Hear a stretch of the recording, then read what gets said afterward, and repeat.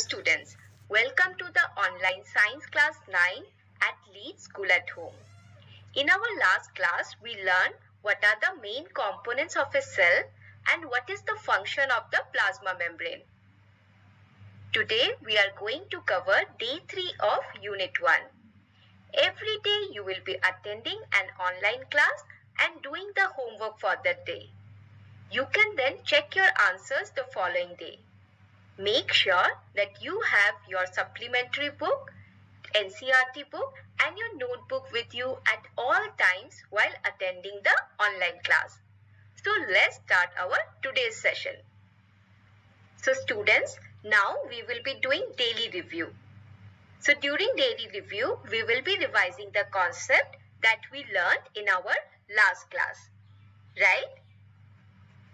So now, can you tell me which parts of the cell did we learn about in our last class? So, we learned about the plasma membrane in our last class, right? Now, what is the plasma membrane and what is its role? So, the plasma membrane is the outermost layer of the cell. It separates the contents of the cell from the external environment. It also controls the entry and exit of different molecules into and out of the cells. Right? Great. So students, today we will learn about the structure of the plasma membrane. We will also try to understand how it allows the entry and exit of different materials. Right? So, let us first try to understand the structure of plasma membrane. Let us first try to understand the composition and structure of plasma membrane. So, what is plasma membrane made up of? The plasma membrane is made up of organic molecules called lipids and proteins. Right? The plasma membrane is made up of organic molecules called lipids and proteins. So the cell membrane is not solid. The cell membrane is not solid. It is flexible and fluid like vegetable oil. Right? So it is flexible and fluid like vegetable oil. So the flexibility of the membrane allows the cell to change shape and move or squeeze through the tight places. For example, RBCs and WBCs can pass through the blood vessels because of the flexibility of the plasma membrane. Right? So RBCs and WBCs can pass through the blood vessels because of the flexibility of the plasma membrane. So students, you learned about the process of nutrition in amoeba in class 7, right? How does amoeba obtain its food? So, the plasma membrane enables the cell to take in nutrients and other materials easily. Organisms such as amoeba are able to ingest their food due to the flexibility of the plasma membrane. Right? So, organisms such as amoeba are able to ingest their food due to flexibility of the plasma membrane.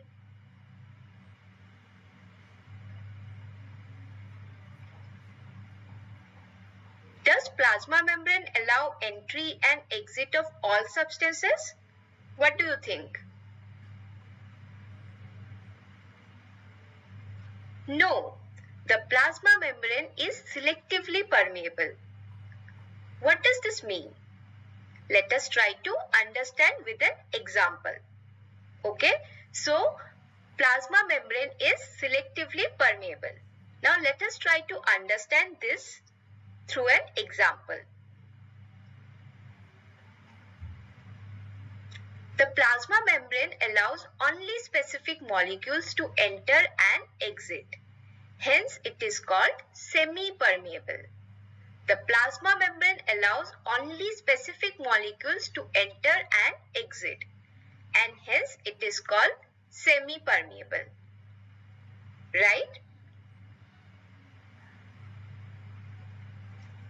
This is one of the most important characteristic of plasma membrane.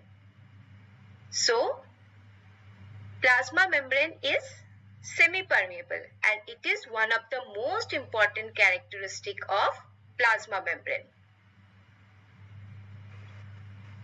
So, plasma membrane also controls the movement of all molecules that enter the cell and all the molecules that exit the cell.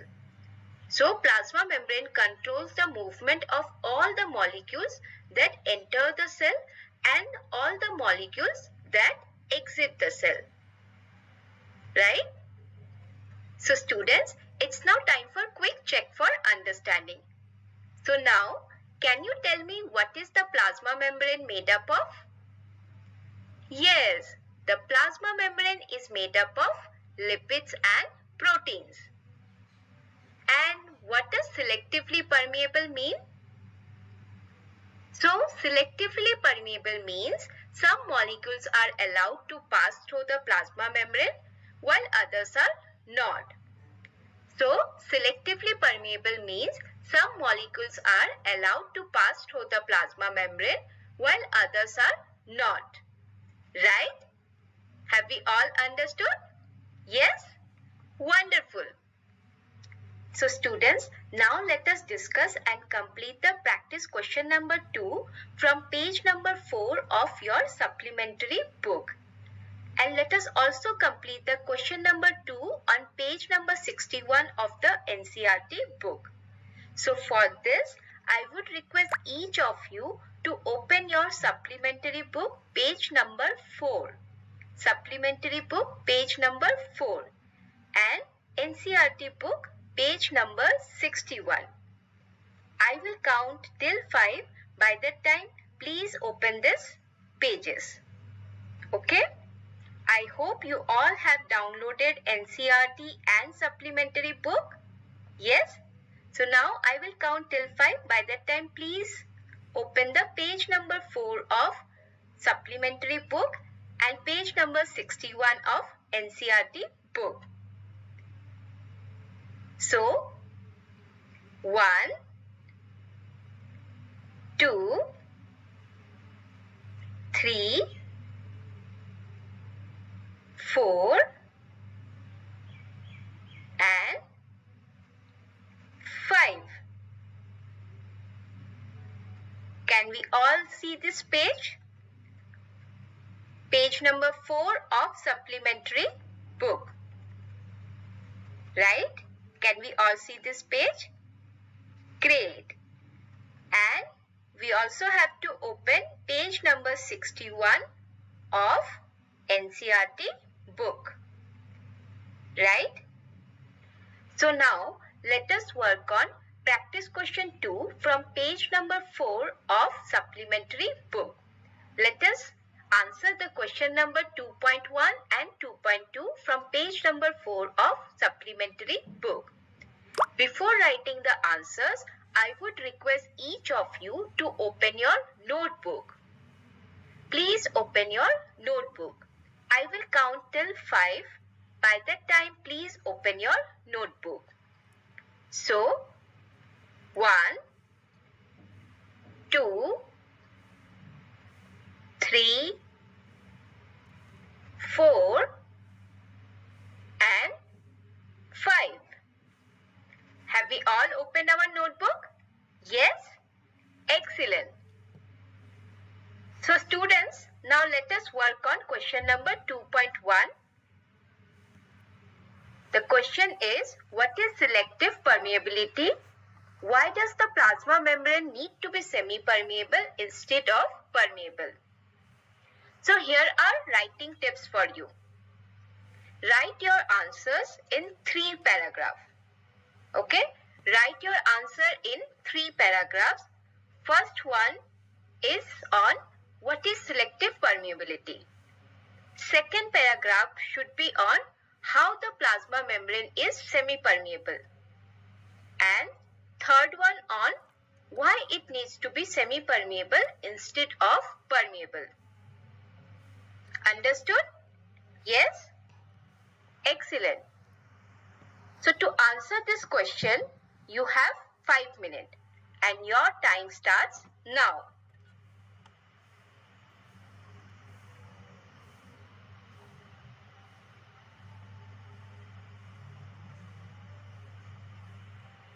Students, have you completed the question number 2.1? Yes? Great. So now let us see the answer. So, selective permeability means that the substance allows certain specific molecules to pass through it. The plasma membrane allows only specific molecule to enter and exit the cells, and hence it is called semi-permeable. The plasma membrane needs to be semi-permeable instead of permeable because it must allow only certain molecules to enter and exit the cell based on what cell needs, right? Otherwise, the composition of the cell may be ruined,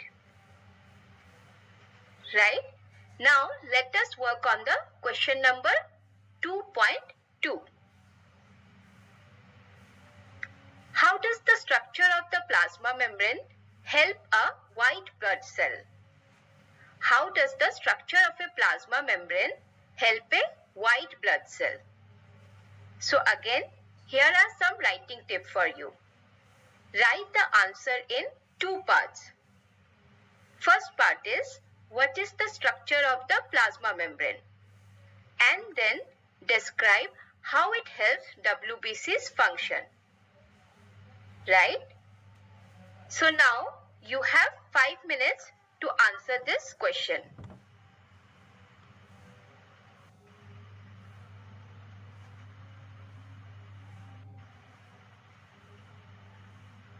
The function of white blood cell is to fight infections in the body. The flexibility of the plasma membrane allows a white blood cell to squeeze out of blood cells and reach the site of infection to fight against invading germs. So students, please check your answers for question number 2.1 and 2.2 that you have written in your notebook. If you have done any mistake while writing the answers, please refer to the solve exercises and correct them. Okay? Now, let us work on question number 2 from page 61 of NCERT book. Question number 2 from page 61 of NCERT book. So, here is the question.